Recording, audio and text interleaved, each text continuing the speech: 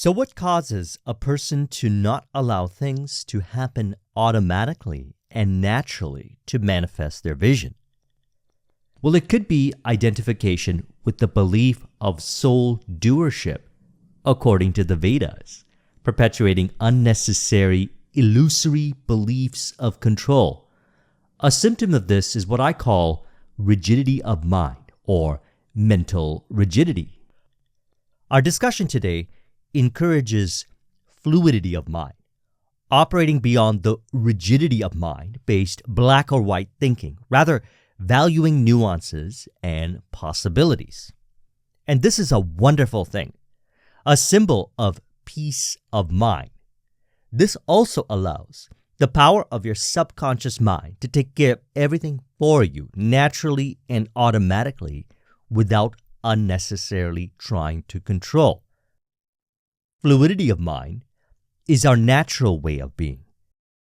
So this is really about releasing unnecessary control to restore our natural way of being. An example of rigidity of mind is one who is looking to achieve an outcome, and they only see three options, option A, B, or C. And because they don't feel resonant with A, B, or C, they may conclude that there is no way to achieve the outcome. Now, operating from a fluid mind, they would realize that there are infinite variations between A and C, A and B, or B and C. And not only are there infinite variations between them, there are also ways beyond A, B, or C, like D, E, or F, which could also include further variations in between them, and that there's at least one, if not many, that are a perfect match for them, which we can call the path of fun, flow, or least resistance to achieving the outcome in the easiest, fastest way, appearing to have less utilization of energy and resources. This is what I'd like to further encourage with you in today's video. Your fluid mind, rather than a rigidity of mind way of being. And you may find that this one insight changes everything for you in an ideal way. And not only is this wonderful for your mental health, it also has benefits in your spiritual, physical, and emotional health, so you can allow yourself to experience the kind of life that you truly desire. So every vision begins with a commitment to it. And part of the commitment to operating from it could be showing up each day or whatever day to perform whatever initiative that is related to the vision ideally.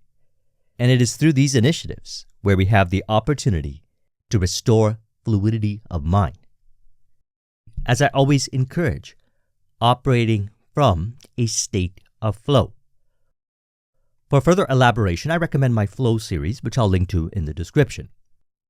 I also encourage showing up, dedicating your energy on the highest leverage areas of your vision, while also valuing showing up each time and enjoying the process.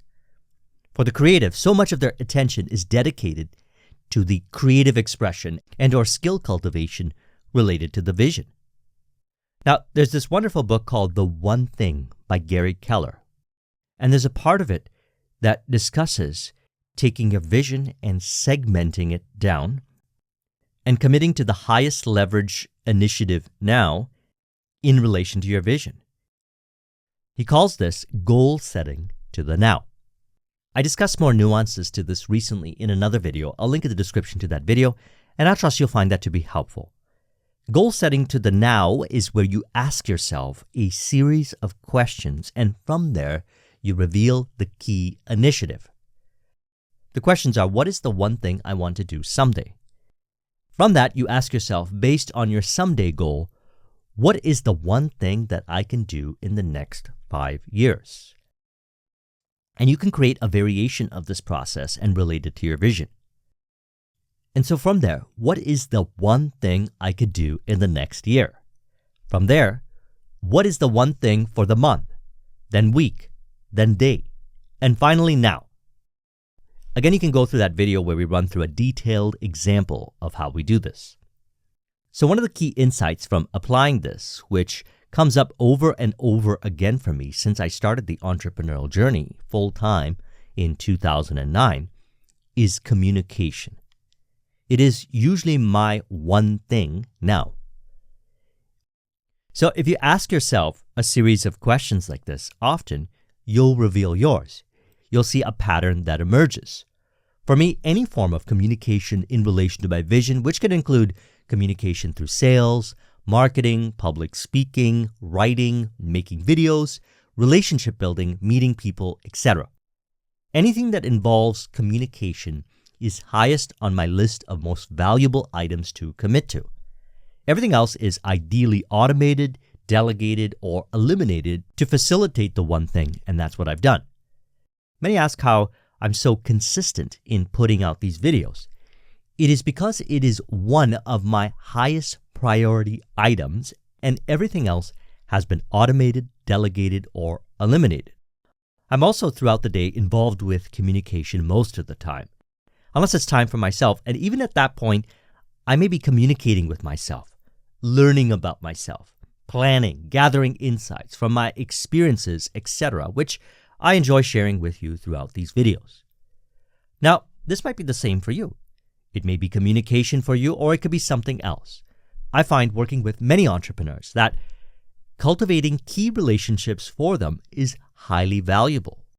For some, I might recommend 80% of their attention in their workday dedicated in this area, and sometimes more, depending on a case-by-case basis. And for good reason.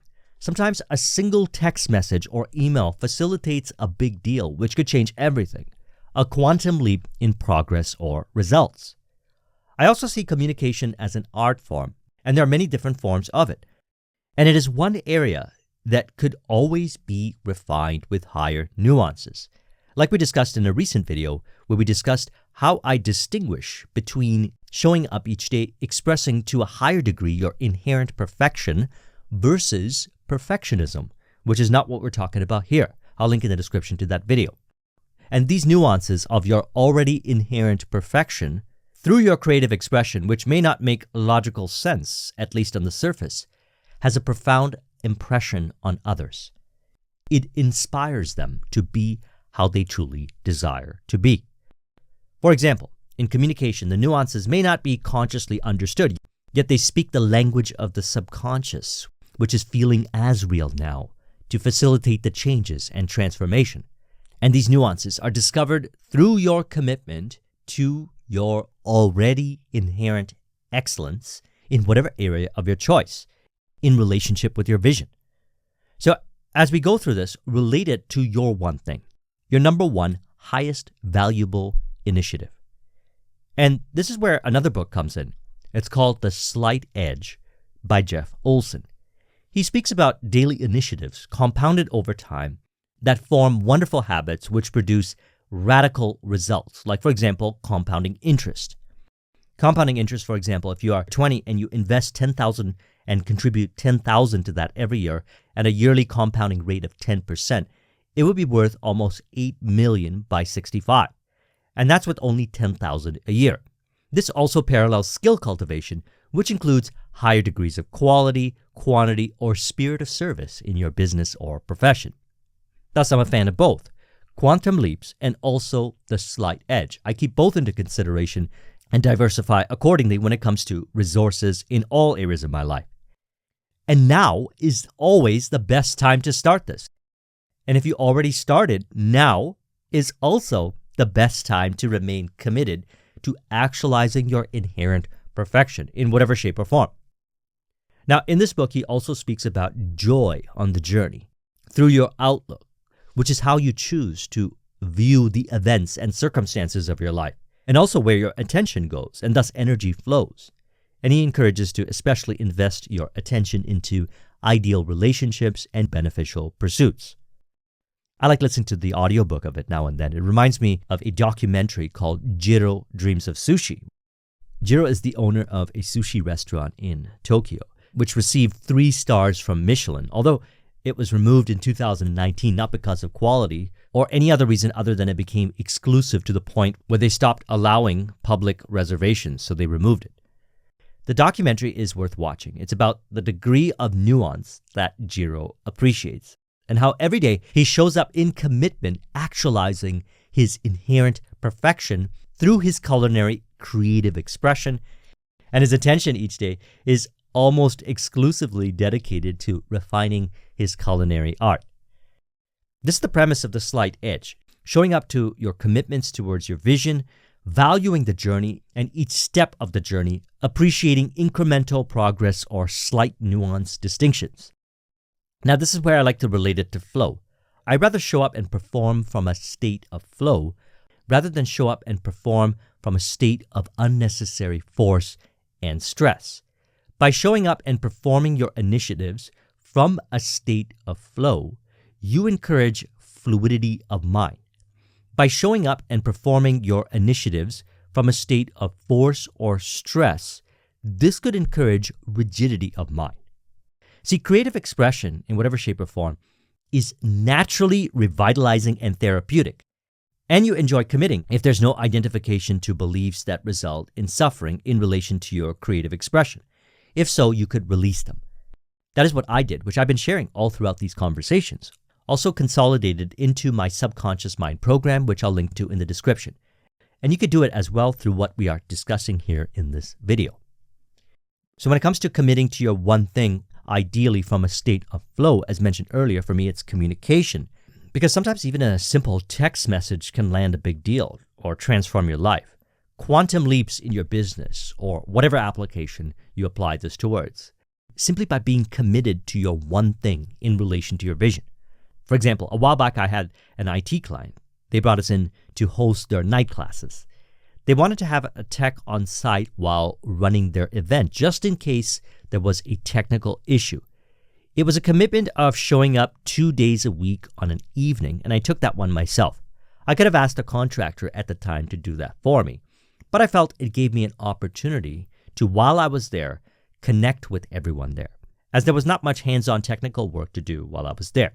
So I got to connect with them, and also while they were in session, I was sending out emails, reaching out to existing clients, nurturing new deals, and this was going on until 2012. And actually, in 2012, one way this returned an investment was, it turns out a woman there, her husband owned a fairly large IT company. So she put me in contact with him, and that connection led into many subcontracting deals both ways with his firm. When I transitioned out of the business, they actually took on some of my clients, and we also set up a referral deal where they would take on any referrals I would get for IT deals, and I got a nice revenue share on the deals for a while. So we see how committing to one thing, whatever that is for you, results in exponential results, and also doing it from a state of flow releases rigidity of mind, allowing the power of your subconscious mind to take care of everything for you, which results in gradually compounding results as well as quantum leaps. And as mentioned, I value both. Now let's relate this all to the flow process for practical application from Mihai Csikszentmihalyi, and I always recommend his book, Flow. So in summary thus far, we determined what we have chosen to commit to, which you can easily reveal through the goal setting to the now series of questions. So let's look at the flow process. First, we have clear goals. So we know our vision here, and we know our one thing. I recommend not just committing to it, but also setting the intention to commit to it from a state of flow, so that you can enjoy the experience and the neurochemistry as well from flow state, which includes anandamide, the bliss molecule, which is released while you're in flow. Anandamide comes from the Sanskrit word ananda, which means bliss. So we set the intention to operate from a state of flow, rather than just going through the motions without joy. Joy is the key, and it is found within. And you experience it with what you commit to, which is your initiative. So we see there's no need to forcefully do anything. Everything happens naturally and automatically, you find, from this state of mind. Then we have immediate reporting and feedback. This is where we are aware of how we feel in relation to what we have committed to. And since what you committed to, you know is related to your vision, you'll find it flows naturally. And now remember how we discussed earlier the outlook, that is, how you choose to view the events and circumstances of your life, and also where your attention goes and thus your energy flows, and to especially invest your attention in personally meaningful pursuits. And so here we are in the initiative.